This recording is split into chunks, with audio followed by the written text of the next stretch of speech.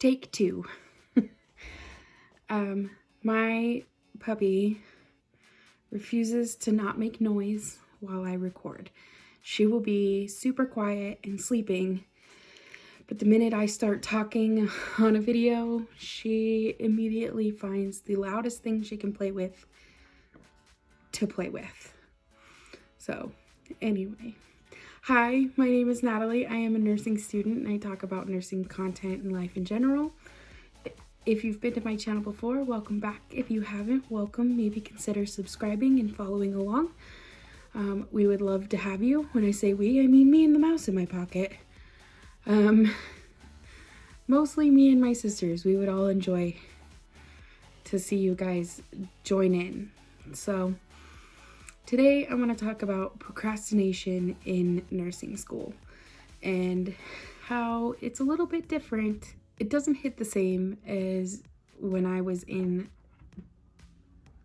community college doing regular college courses, where I could procrastinate till the very last minute and throw together a 5-page paper with no problems. I've done it.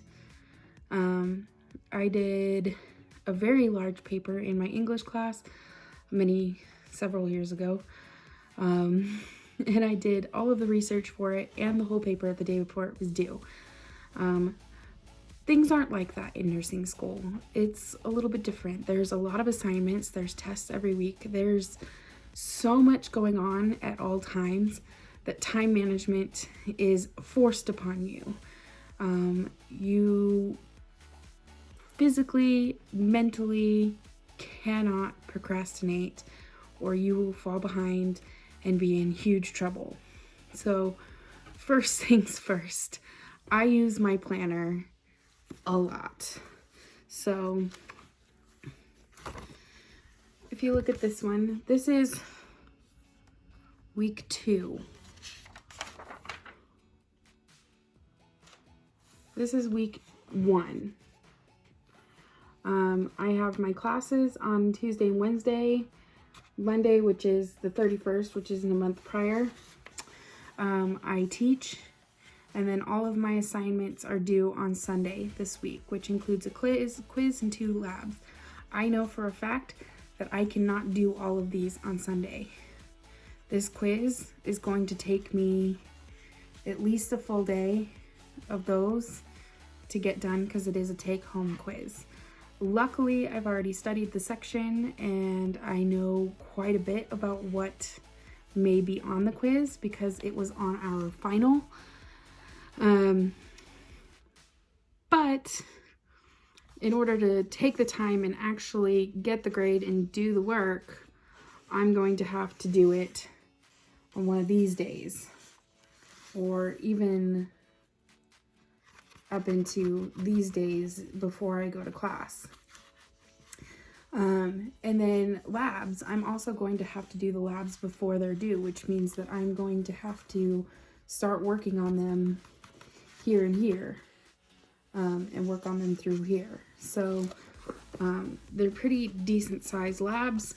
They're time consuming, and if I were to wait till Sunday, I would not get them in on time. And where we're at in our program, every day it's late, it goes down 5% in a grade. And in order to keep a high grade in class, those assignments pretty much make up the majority of the classwork. I am notorious for procrastinating. I have been a procrastinator since elementary school. I always told myself it was because I worked really well under pressure, which I hate to say is not actually the case. It's just that I did not prioritize what I needed to be doing over what I wanted to be doing. And that's really what it comes down to.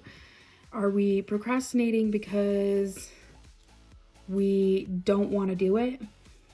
It's just not a priority for us? Or are we procrastinating because it's too hard and we're afraid of it because of it might be too hard? So that's kind of what you need to figure out when it comes to doing your work. I suggest the use of a planner. Break it down into doable steps. and do a little bit each day. That way you don't have to do all of it all at once, and it's small, manageable tasks.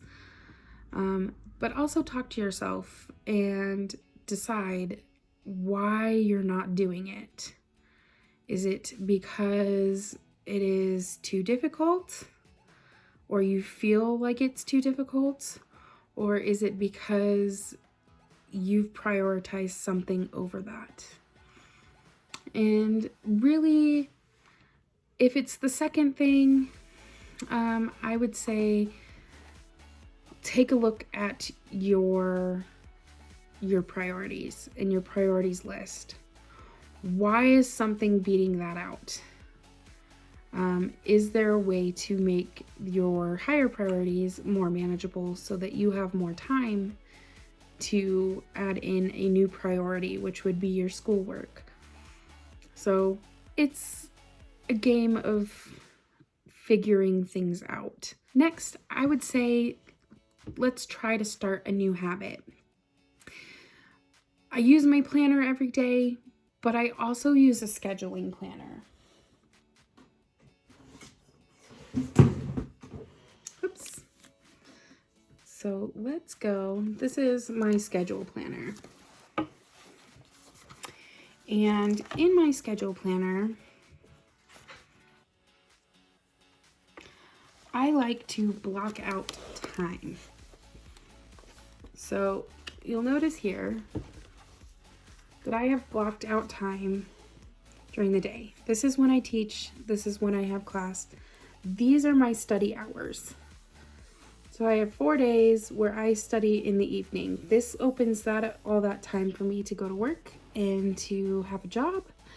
But this all down here, this is school time. So working on labs, going through the material, doing study guides, all of the above. I take the time to sit down and have the same time every day where it becomes a habit.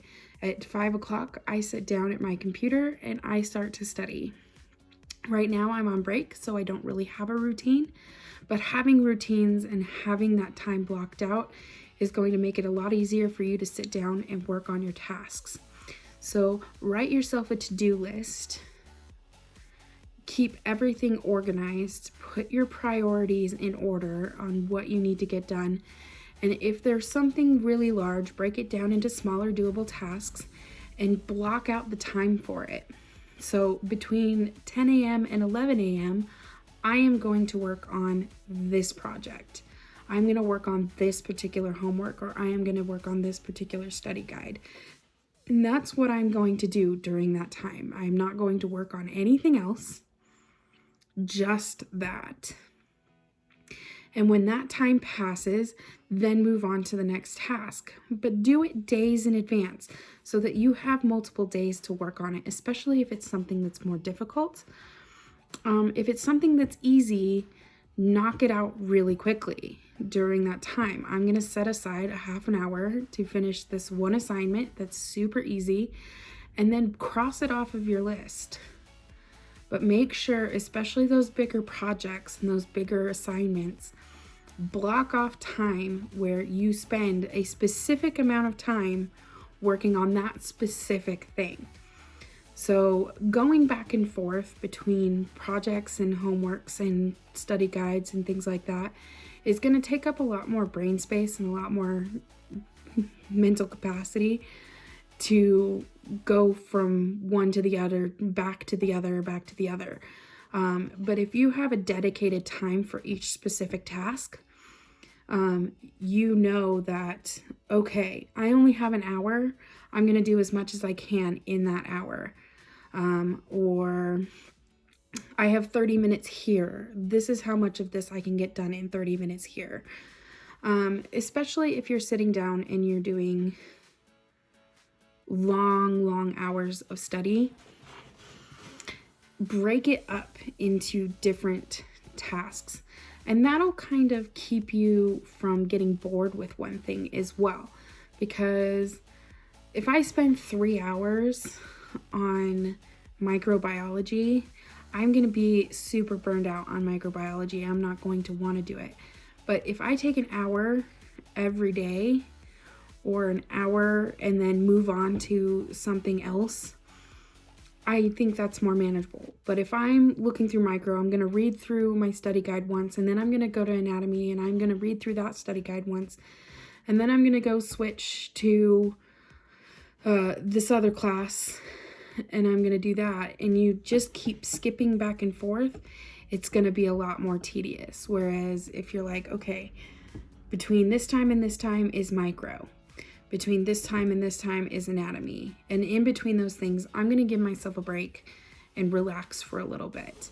Maybe take a half an hour to watch an episode of something or other on Netflix, or I'm going to get up and I'm going to make myself lunch between this hour and this hour.